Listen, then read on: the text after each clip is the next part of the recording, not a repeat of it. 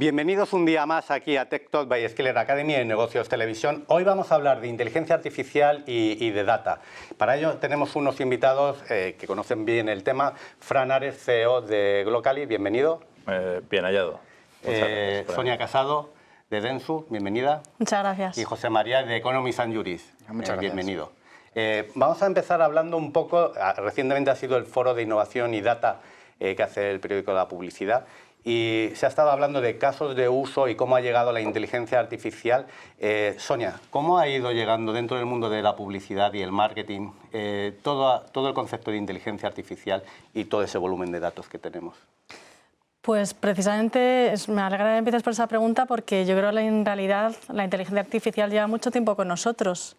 No siempre es visible, presente, o no le hemos dado tanta resonancia como ahora con el auge de la inteligencia artificial generativa, pero está más presente en nuestra vida y en el mundo de la publicidad de lo que nos creemos. Yo siempre pongo un ejemplo muy sencillito, que es cuando vemos la predicción del tiempo y la llevamos viendo decenas de años, lo que hay por detrás, en esencia, es inteligencia artificial.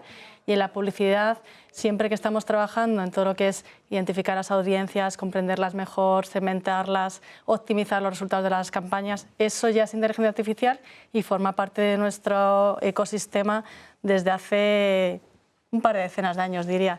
La diferencia es, como digo, esta irrupción de la inteligencia artificial generativa, que nos está dando un empujón adicional para incorporar nuevas capacidades, mejor experiencia de usuario, etcétera. Fran, vosotros en Glocaly, ¿cómo estáis usando la inteligencia artificial? De hecho, yo dejé alguna notita ahí en el foro cuando te preguntaba. ¿Cómo estás utilizando la inteligencia artificial? Vale, yo primero unirme al comentario que acaba de hacer Sonia respecto a que realmente esto es un movimiento y es una especialización, digamos, que lleva mucho tiempo con nosotros, claramente. Sí que es verdad que lo que ha sucedido recientemente es que, digamos que la inteligencia artificial se ha popularizado y eso hace que pase de ser un nicho al cementerio completo. Entonces, respecto a lo que me preguntabas, al final lo ligamos nosotros mucho del lado de la eficiencia y del lado de la precisión. Digamos que la inteligencia artificial lo que nos está dando es, nos está facultando de capacidades para interpretar mejor los datos, que tienen que ser buenos datos, y luego ayudarnos a ser más eficientes en las campañas que proponemos a nuestros clientes.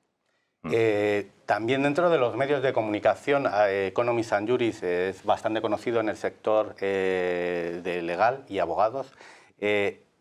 Además tenéis un producto de inteligencia artificial que básicamente va a ayudar un poco a todo eso, ¿no? O sea, ¿cómo consigues esa información para asesorar dentro del mundo legal a todos esos abogados y cómo optimiza el trabajo que se hace actualmente? Sí, bueno, en Economy and Juris nosotros llevamos ya mucho tiempo trabajando con información jurídica, con un montón de datos, y yo creo que la verdadera revolución o la verdadera puerta que se nos ha abierto ahora es que la inteligencia artificial ahora es capaz de trabajar con texto como materia prima. Creo que esa es la auténtica revolución ahora en el sector legal, porque los abogados siempre han trabajado con texto como materia prima. Entonces, se ha habilitado pues, una mejor accesibilidad a estos datos que son en formato texto, nos permiten jugar con ellos, acortarlos, reducirlos, extenderlos, lanzar preguntas a bases de datos, que es un poco el producto en el que nosotros estamos trabajando, es decir, llevamos 30 años recopilando información, pues la capacidad de que ese conocimiento no se pierda, es decir, que tú puedas lanzar una pregunta que te encuentre precisamente la sentencia que estás buscando, que luego puedas resumirla, que puedas pedirle que te redacte un escrito en base a esa sentencia, etcétera. Y en este sentido creo que es la inteligencia artificial la que nos ha abierto esa puerta y en la que estamos trabajando ahora en un campo inmenso que todavía queda muchísimo por descubrir. Se hablaba en el foro también de un informe que hablaba de que había cierto nerviosismo en la sociedad con la llegada de la inteligencia artificial, o sea, de si alguien iba a perder empleo, si realmente iba a dar esos superpoderes que se están hablando. Sonia, ¿cómo está cambiando la inteligencia artificial todo lo que hacemos en nuestro día a día? ¿Nos va a dar esos superpoderes que promete? Yo creo que sí, pero la curva de adopción y de aprendizaje es más lenta de lo que la tecnología ya posibilita. Y lo hemos visto no solo ahora con la inteligencia artificial, lo hemos visto en la historia, ¿no? Y no voy a poner ejemplos de todo tipo, de revolución industrial, etcétera. Entonces yo le veo un potencial enorme.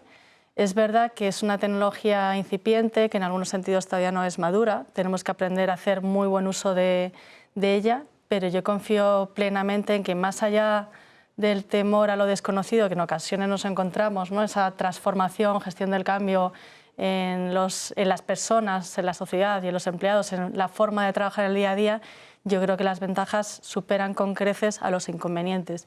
Incluso hay ocasiones, ¿no?, que se habla de los riesgos o de los temores. Yo, de nuevo, creo que como profesionales en este sector nos tenemos que asegurar que ponemos en marcha políticas de gobierno, igual que en su momento las hubo del dato, ahora de la inteligencia artificial y generativa, que nos garanticen que no haya problema de sesgos, de no supervisión de la autonomía de estos algoritmos, etcétera. Pero yo soy muy positiva siempre y cuando hagamos un uso responsable y profesional del mismo. Y déjame que ponga un ejemplo muy tonto.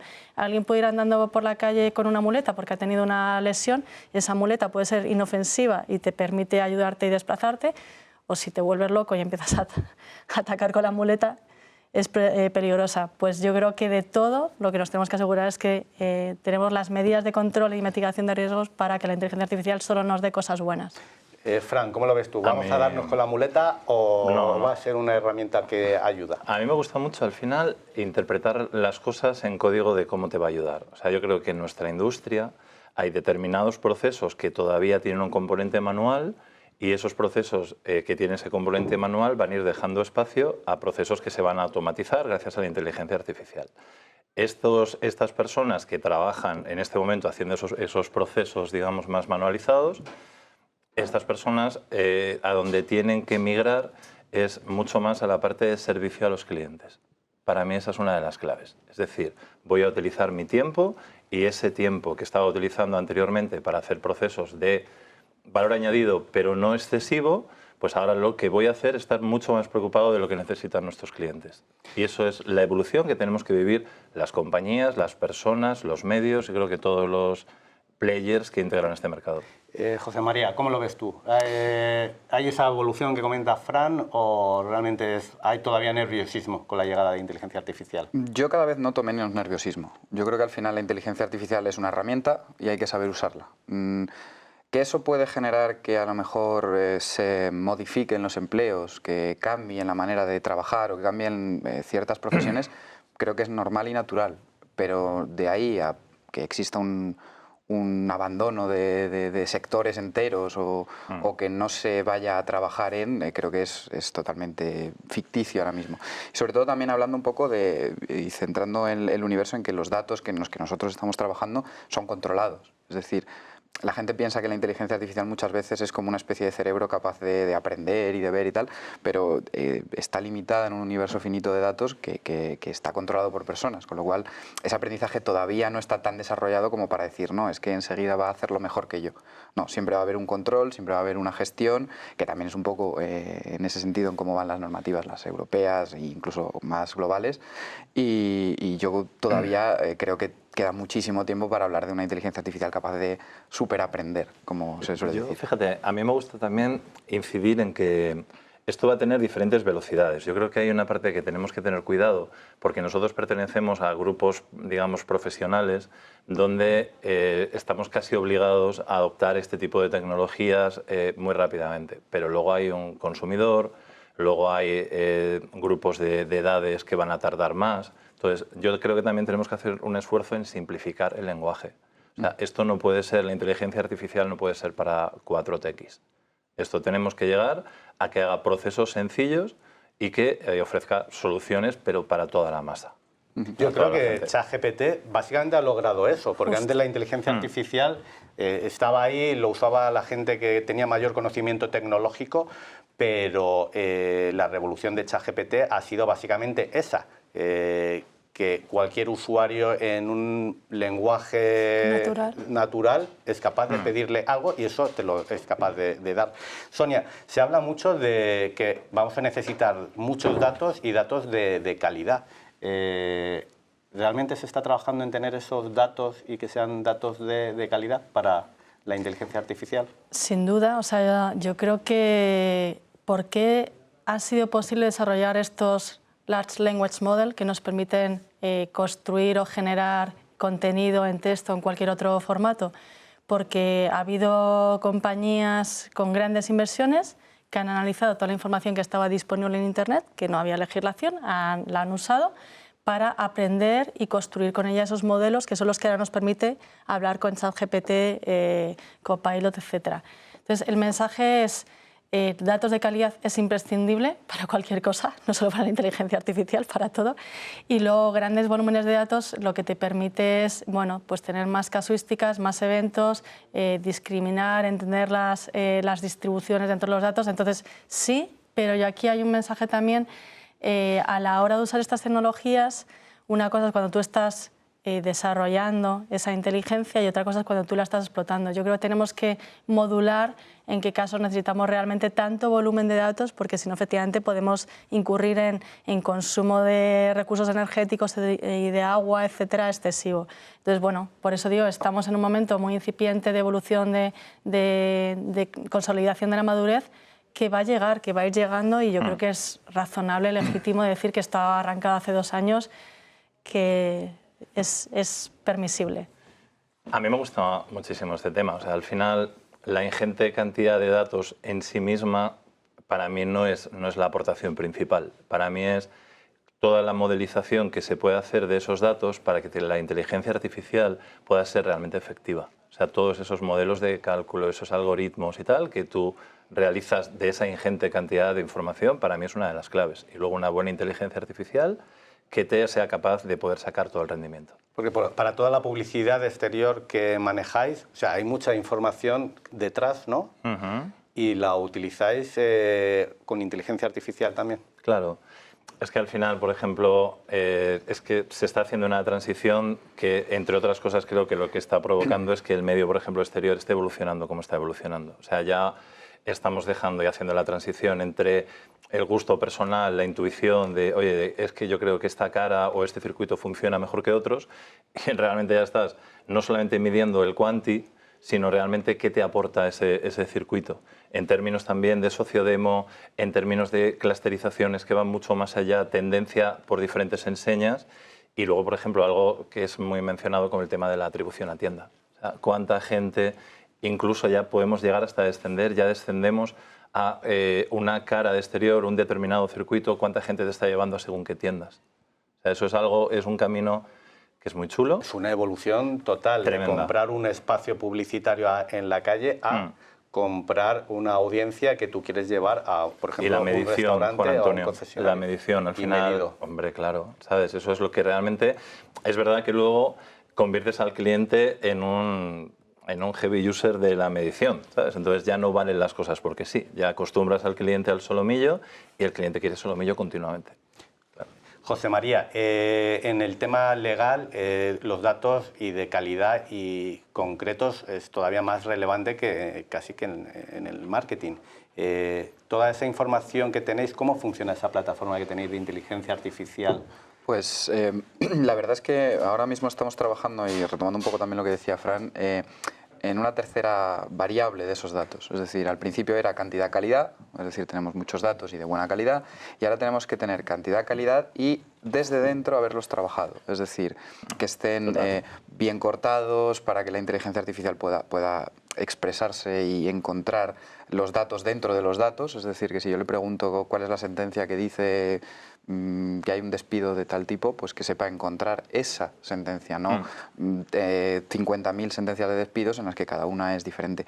Los datos para nosotros son fundamentales. Para el abogado encontrar una sentencia que diga que se parece a su caso es lo más importante del mundo. Nosotros hemos trabajado, ya digo, con millones de sentencias que tenemos cargadas en una base de datos, y lo que estamos haciendo ahora es desarrollar ese producto en el que con inteligencia artificial se puede remover dentro de la base de datos y jugar con ellos. De manera que puedas, por una parte, preguntarle cómo se adapta el contenido a las necesidades del cliente, es decir, pues, estoy buscando una ley que diga esto, estoy buscando una sentencia que tal, o tengo este caso, ¿cómo lo resuelvo? Y ya te muestra cierta información. Otra posibilidad es redáctame un escrito en base a estos datos, es decir, yo le mando los datos, consulta similitudes y va redactando un escrito, y una tercera que es pues más de síntesis, en la que que está, en este caso incluso no sería generativa, un poco retomando que esto ya viene de lejos, es decir, antes también existía inteligencia artificial que no era generativa, pero también la estamos usando, que es de este documento, hazme un resumen, redáctame pues unos fundamentos del derecho en base a este escrito, sácame las sentencias, los artículos, etcétera. Entonces, digamos que nuestra base de datos ahora ha tomado otra dimensión más, que es que puedas interactuar directamente con ella. Y por tanto, creo que se abren un montón de posibilidades en este producto y que, bueno, veremos a dónde nos lleva. A ver a dónde nos lleva. Se ha estado hablando mucho dentro del mundo empresarial de las decisiones basadas en datos, que el dato era el nuevo petróleo y todas las decisiones eran data-driven. Ahora se está empezando a hablar de decisiones basadas en inteligencia artificial, o sea, todo IA-driven. Sonia, ¿vamos a llegar a ese punto de que va a ser como manejar un Tesla, un negocio, donde tú le vas a decir pilota y va a pilotar? Menudo rollo, ¿no? ¿No? Déjame que ponga un ejemplo yo creo que es muy cercano, muy mundano. Yo creo que la mayoría de nosotros, si coges un coche, usas un navegador, ¿no? Porque ves la ruta, comparas, sobre todo cuando vienes a una de las puntas de Madrid, pues al final tú te dan unas alternativas en función de tiempo y de distancia. Pero en algún momento de rebeldía y porque dices, yo quiero pensar que yo sé mucho y que tengo la ruta testada, dices, no voy a coger la que me manda el navegador y voy a coger otra. Error. ¿Por qué es un error? ¿Por qué? Porque los navegadores tienen muchos más datos que tú, son capaces de calcular mucho más rápido para comparar con un algoritmo de inteligencia artificial cuál es la mejor composición en tiempo y distancia. Entonces, yo hago énfasis en que la inteligencia artificial es una herramienta que es capaz de manejar muchos más datos de una forma mucho más ágil y mucho más objetiva para proponerte una serie de alternativas y luego las personas finalmente tomamos la decisión dentro de las que te propone. Y yo creo que esto en esencia es lo que tenemos que aplicar en los negocios, en nuestro día a día, en la sociedad, etc. Nosotros somos los que pilotamos las herramientas de inteligencia artificial, pero hay que entender el grandísimo valor que tienen en la medida que los datos son en cantidad y en calidad y los algoritmos están bien construidos, porque al final los algoritmos también los construimos los humanos, no nos olvidemos. O sea, todavía no hay una máquina que per se levante por las mañanas y diga, voy a construir un algoritmo de... No, o sea, el propósito, la estrategia, la visión, la damos los humanos. Entonces, en ese sentido, seguimos teniendo total responsabilidad de hacer el mejor uso y tomar la mejor decisión basada en datos y inteligencia artificial. Fran, ¿ves que va a ser un acto de rebeldía no tomar decisiones sin la IA? Es que yo lo que creo al final es que el componente de la brillantez humana no se va a poder replicar.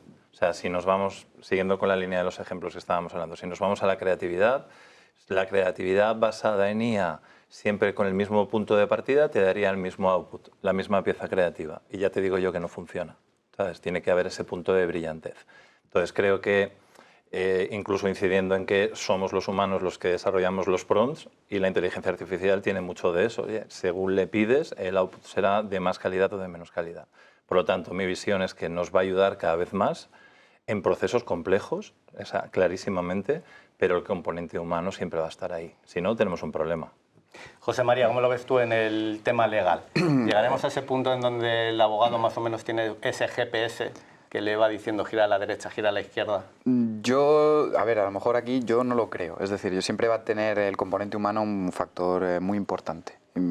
Se ha hablado incluso de que los jueces puedan ser sustituidos por máquinas y yo creo que aquí esto es un error, porque al final nosotros tenemos un componente que de momento las máquinas no han demostrado, que es el componente emocional, y eso es muy importante también a la hora de tomar decisiones, lanzar escritos como demandas, etcétera, y yo entiendo que no. Pero sí que es verdad que nos va a ayudar mucho.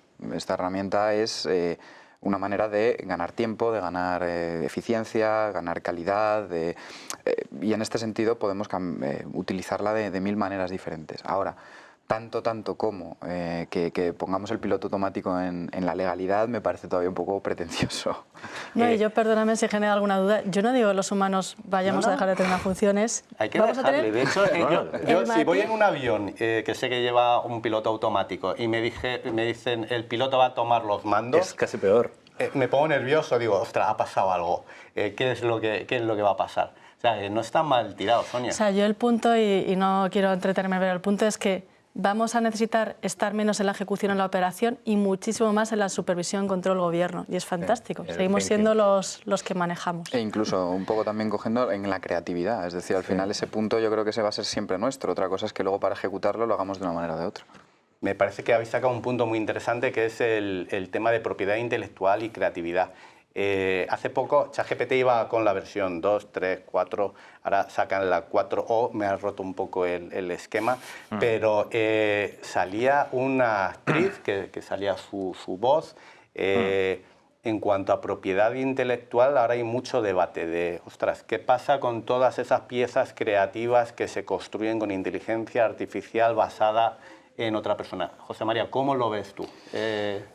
Bueno, ese ahora debate. mismo es una de las grandes incógnitas, porque sí que es verdad que ha habido acercamientos a propiedad intelectual, ha habido incluso regulaciones de Europa, que está bastante centrada en regular todo este tipo de aspectos, pero todavía no hay nada definitivo. Es decir, todavía no tenemos una idea clara de cómo se va ni a regular en un futuro ni cómo ahora. De hecho, hay un par de sentencias que lo que han hecho es quitarle la propiedad a la persona que ha usado el servicio de inteligencia artificial. Son sentencias de Estados Unidos, de China, etcétera, que lo que han alegado es que ellos, a través de varios prompts, han refinado una creatividad y no les ha servido para ellos poder utilizarla. Entonces, ¿de quién es la propiedad? ¿Estamos diciendo que todos los datos van a ser de las grandes empresas que tienen estos algoritmos? Aquí hay un vacío, es decir, todavía no hay nada escrito y nada decidido, pero hay diferentes modelos. Por ejemplo, podríamos estar avanzando hacia una copropiedad, una cotitularidad intelectual, es decir, la posibilidad de que ChatGPT y yo, si utilizamos esa inteligencia artificial, tengamos tanto deberes como derechos, o sea, sí, deberes y derechos sobre una imagen que creamos. Entonces, se nos abre un campo súper extenso de toma de decisiones sobre quién es el responsable del uso de datos. Lo más normal, también lo digo, es que la persona que tiene los datos, por ejemplo, en nuestro caso con la herramienta de Globalía, nosotros tenemos los datos y la persona que hace uso de esos prompts y le sale un documento, ese documento ya pasa a ser suyo, es decir, en cuanto lo modifica un poco, ya sí que no somos nosotros los responsables de esos datos. Sin embargo, todo lo que muestre, eso sí que es nuestro. Y luego, bueno, también está el tema de, por ejemplo, del New York Times, de las noticias, de los scrappings, de cómo se han entrenado esos modelos. Nosotros, por ejemplo, abogamos por que estas empresas tengan que ir a pedir el uso de datos. Es decir, oye, yo quiero que tu medio de comunicación esté dentro de mi base de datos y que pueda mostrar. Está comprobado que si tú no entrenas con datos, la inteligencia artificial no puede aportar lo que tiene que aportar, con lo cual el trabajo de OpenAI con los medios tiene que ir muy de la mano. Claro, pero tendrán que pedir permiso para utilizarlo. Es decir, lo que no puede ser es que te encuentres tú sin tu consentimiento, que te están usando pues, creatividades o artículos o voces, incluso imágenes en breves que son tuyas. Entonces, bueno, ahí yo creo que se ha abierto un melón importante y que habrá que ver por dónde se termina regulando, pero creo que es importante tener en cuenta y que Europa se está centrando mucho en, ojo, cuidado, que esto hay que hacerlo de manera regulada. Sonia, ¿cómo lo ves tú? Esto es un tema muy sensible, ¿eh? Bueno, pero dentro del mundo de las agencias, a ver, hace falta, de hecho se está hablando mucho dentro del mundo de las agencias de que para todas esas creatividades que siempre se optimizan en base al usuario, con inteligencia artificial poder, yo qué sé, si soy un fan del deporte en la playa, pues el fondo que sale en las zapatillas que he utilizado es una playa. Entonces, ¿cómo lo ves? Está claro que la capacidad existe. Hay sistemas para verificar si es de nueva creación o si está vulnerando derechos de autor, y esto existe desde hace muchos años. Por ejemplo, cuando tú vas a las escuelas de negocio, a las facultades, tienen software que te permiten comparar si el trabajo de fin de máster o el examen es auténtico, independiente o está copiando otra versión. ¿Qué pasa hoy en día con la inteligencia artificial generativa? Que ese banco de contenido, enténdeme con banco de contenido, ¿no?, o biblioteca de contenido, es inmenso y en continuo crecimiento, con lo cual es muy difícil asegurar en cualquier momento que la pieza de contenido creado por la IA generativa es única y no tiene restricciones de similitud con otras piezas, ¿no? Igual que se ha hecho con la música, esto no es nuevo. Cuando decíamos que hace 30 años Vinnie Vanilli estaba copiando no sé qué. Entonces, es un tema bastante difícil demostrar que la pieza que tú has generado es auténtica. La tecnología existe, te lo permite. Al final, nosotros lo que hacemos, y también por tranquilidad de todo el mundo, es todos aquellos elementos que son diferenciales y que están relacionados pues, con personas famosas, con lugares famosos, que efectivamente tienen registrados sus derechos de autor, al final forma parte de tu prompt, de la instrucción que le das a la inteligencia artificial generativa para excluirlo y que se base en una guía de cuál es la estrategia y línea creativa que sí que está solicitando la marca implementar. Y con eso, y con una capa de supervisión por encima, es nuestra forma a día de hoy de salvaguardarlo para garantizar que no vulneramos ningún aspecto. Y antes de que Fran nos conteste, porque también quiero saber los datos ahí en localización, es oro puro, cómo se va a proteger eso, vamos a ir unos segundos a publicidad y volvemos enseguida. Seguimos aquí en Tech Talk by Scaler Academy, en Negocios Televisión. Estamos hablando de propiedad intelectual dentro del mundo de la inteligencia artificial. Fran, dentro de Glocally manejáis mucha información que es oro puro, toda la ubicación de audiencia. ¿Cómo ves esto de proteger toda esa propiedad intelectual dentro de un mundo que va a ser inteligencia artificial todo? ¿Cómo proteger la propiedad intelectual de cómo construimos las planificaciones? Yo creo que el mundo de los datos es un mundo que la mayoría de las veces hay una parte que es open, otra parte evidentemente es un dato que se compra. Como decía antes, hay una parte de proceso de ese dato que es lo que realmente desde mi punto de vista humilde tiene más sentido. Y para mí al final el mundo de los datos, y no quiero hacer un momento banner, pero al final todo lo que tiene que ver con movilidad se está empezando a convertir en paisaje, ¿sabes? La movilidad al final ya sea porque todos llevamos encima un teléfono que es un GPS y que emite señales cada 5 minutos y ese es el mismo principio que nos lleva a que cuando pedimos un taxi, el taxi llega, no llega 3 manzanas más atrás. Eso por un lado. A mí me gusta al final trabajar con una ingente cantidad de datos que en el previo a la activación de la campaña te permite hacer una aproximación muchísimo más fina. Cuanto más fino eres en la aproximación, mejores resultados tiene la campaña. Y eso es un tema, que las compañías dedicamos recursos, nosotros hemos dedicado recursos a ello y no es un producto, digamos, de libre uso. Lo utilizamos nosotros con nuestros clientes para que las campañas sean lo más eficientes posible. José María, estábamos hablando antes del proyecto europeo de inteligencia artificial Mistral.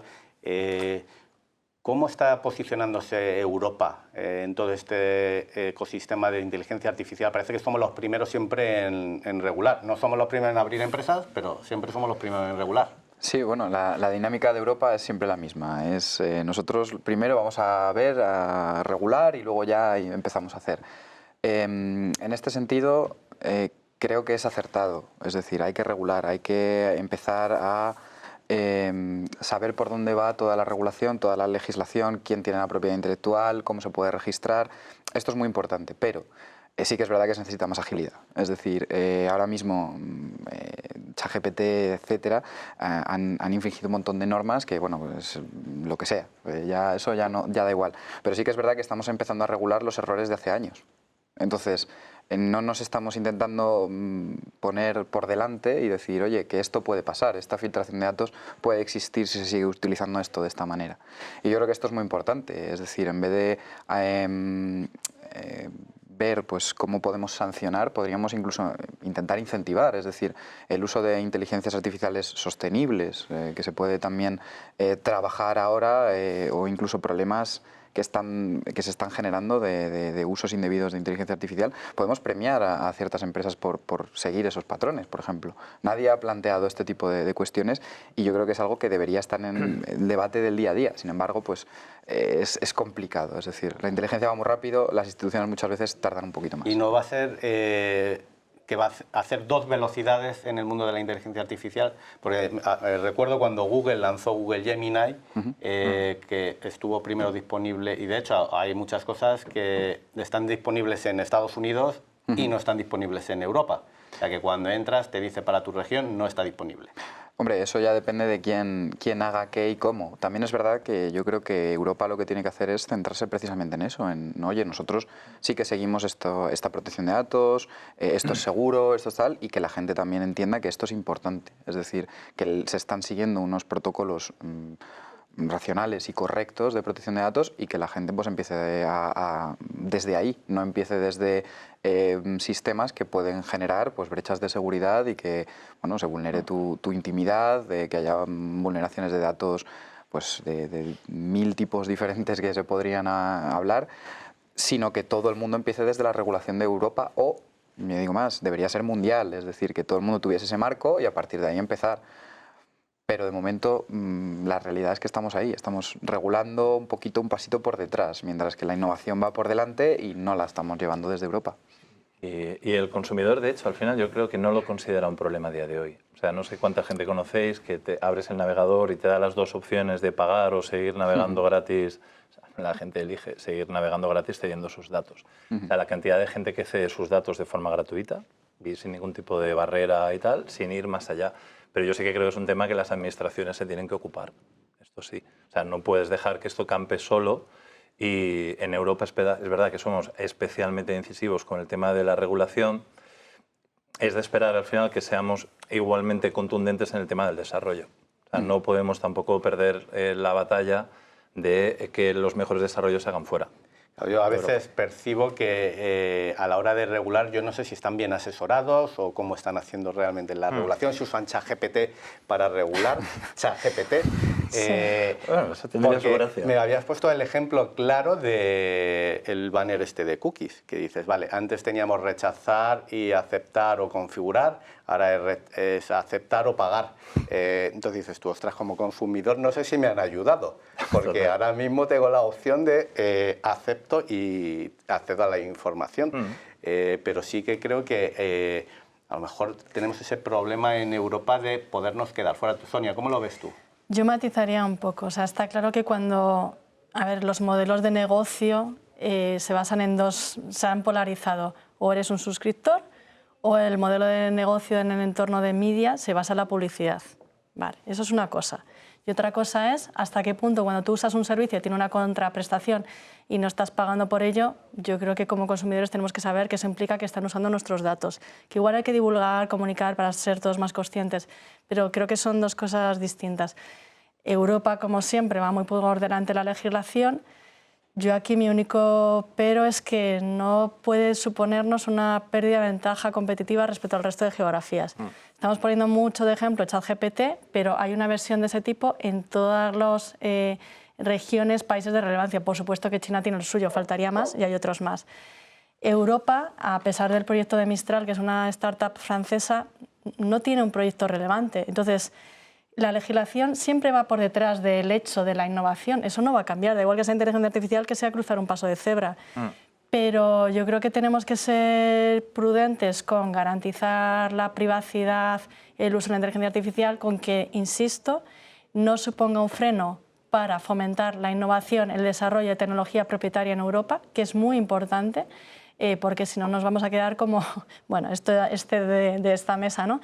De un entorno más de turismo, de servicios, pero que no tenemos esa capacidad, esa industria. Entonces yo a lo que voy es que, por rematar el tema y me callo ya, o sea, yo creo que es muy importante que la responsabilidad del uso de la inteligencia artificial recae en las empresas y los usuarios, faltaría más, no en las máquinas, pero que creo que tenemos que encontrar ese equilibrio en el que no evitemos una línea de desarrollo que es clarísima y que yo creo que tiene muchas ventajas. Y me encanta lo que tú has dicho de no solo sancionar, motivar, premiar, etc.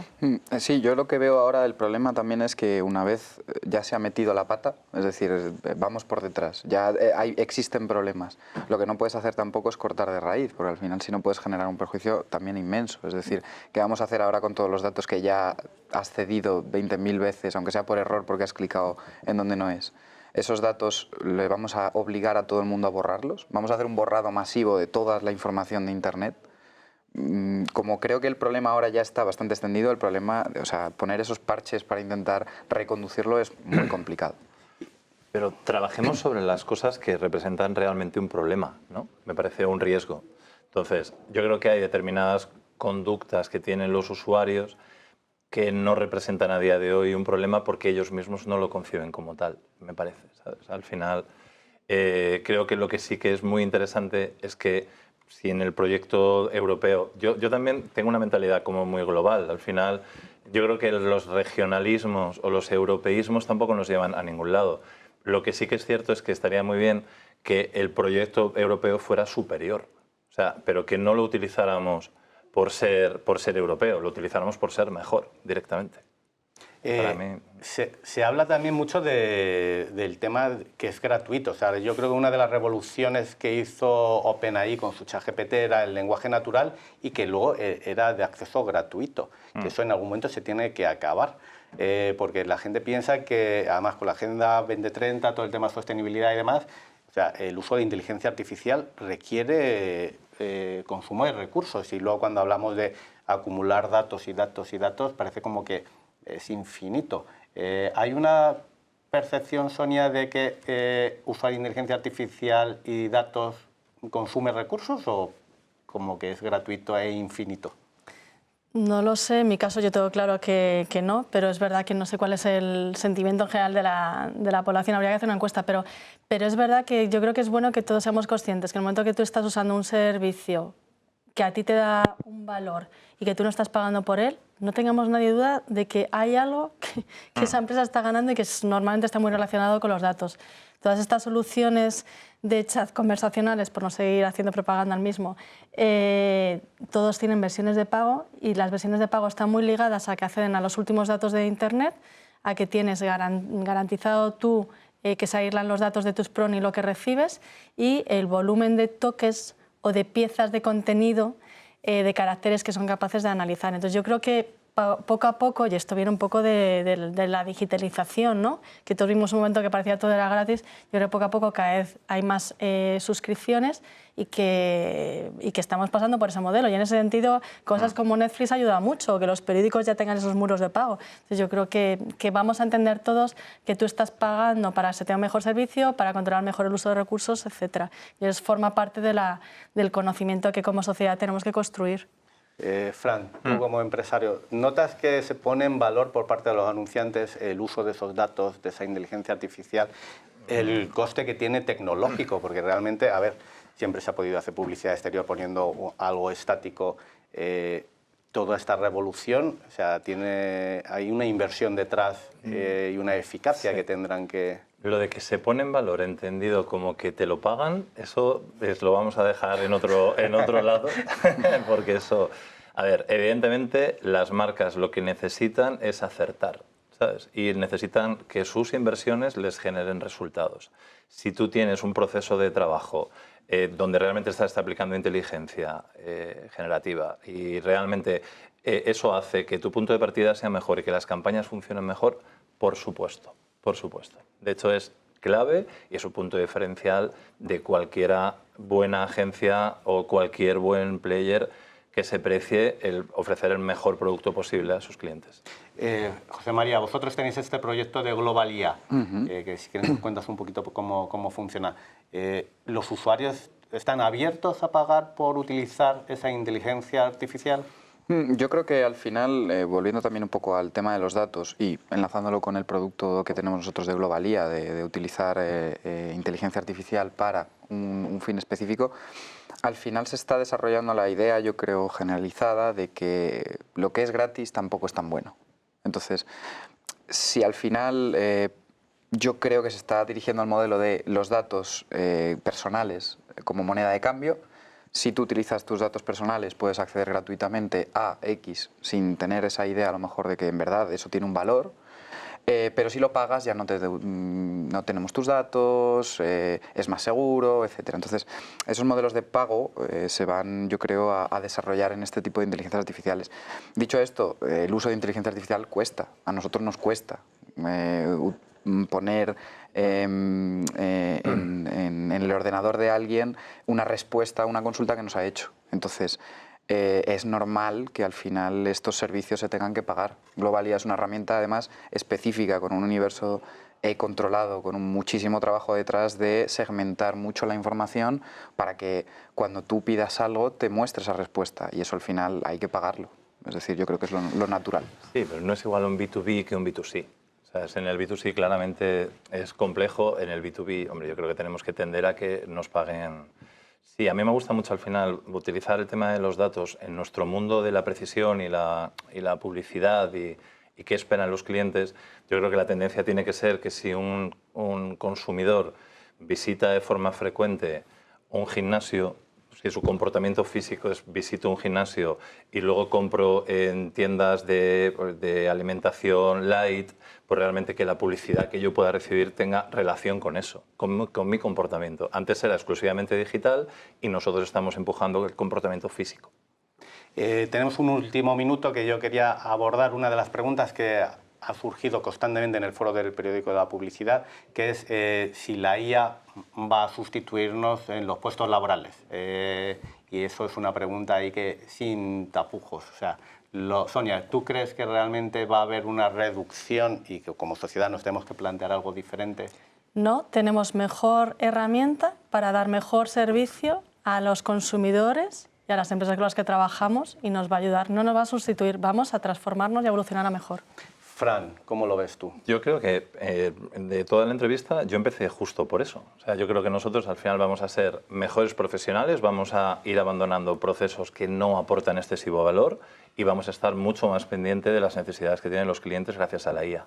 José María, ¿vamos a usar una herramienta en vez de un abogado? No, bueno, para analizar nuestros contratos y redactar nuestras denuncias. Yo ya lo he dicho, yo creo que no. Es decir, me suscribo un poco a lo que han dicho mis compañeros. Va a ser una mejor herramienta, nos va a servir. Los abogados vamos a ser capaces de generar más en menos tiempo y probablemente de mayor calidad. Habrá que readaptar los trabajos, pero en ningún caso yo creo que podemos hablar a corto plazo de una sustitución del sector entero. Pues nada, hasta aquí ha llegado nuestro programa de Tech Talk by Skiller Academy en Negocios Televisión. Gracias a Fran Ares de Glocali, Sonia Casado de Dentsu Un gusto. y José María de Economies and Juris. Un placer. Nos vemos la próxima semana.